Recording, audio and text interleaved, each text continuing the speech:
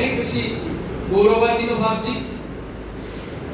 এই আজকের এই অনিন্দ সুন্দর যে অনুষ্ঠান বাংলা ভাষাকে কেন্দ্র করে, আমলি বাংলা ভাষা, এটা সচরাচর উঠে গেছে আমাদের সংস্কৃতি থেকে। কারণ আমরা বিদেশি ভাষায় নির্ভরশীল হয়ে পরনির্ভরশীল হয়ে পড়ছি। তো সেখানে দাঁড়িয়ে আমরা আজকে এরকম একটি অনুষ্ঠান করতে পেরেছি যাতে বাংলা ভাষাকে আবার পুনরুদ্ধার করে তাকে সঞ্জীবিত করে আমরা রাখতে পারি। এই যে প্রচেষ্টা, এটা প্রশংসার অনেক অনেক ঊর্ধ্বে। তাই আমি প্রশংসার কথাটা বলে কাউকে ছোট করবো না। আর আমি কবি সাহিত্যিক নই, লেখার চেষ্টা করি, এইটুকুই বলতে পারি।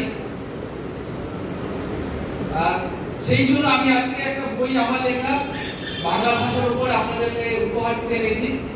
যেহেতু পাবলিশাররা তো বেশি কপি দেয় না, সেখান থেকে আমি একটা চয়ন করে এনে আপনাদের জন্য দিচ্ছি। এটা ছড়ার বই, মূলত বাচ্চাদের জন্য তো একটা কেউ লেখে না। তো এই ছড়ার বইটা আমি লিখেছি আমাদের 30 জন বিখ্যাত বাঙালি মনীষীকে নিয়ে, যাদের জীবনীটাকে আমি ছোট ছোট ছড়াতে লিপিবদ্ধ করার চেষ্টা করেছি। তাই বইটার নাম ছড়ার ছন্দে বাঙালি যেন আনন্দে। আমি আপনাদের কর্ণধারের হাতে বইটি তুলে দিলাম। আপনারা সবাই দেখবেন, পড়বেন, আশা করি ভালো লাগবে। ধন্যবাদ সবাইকে।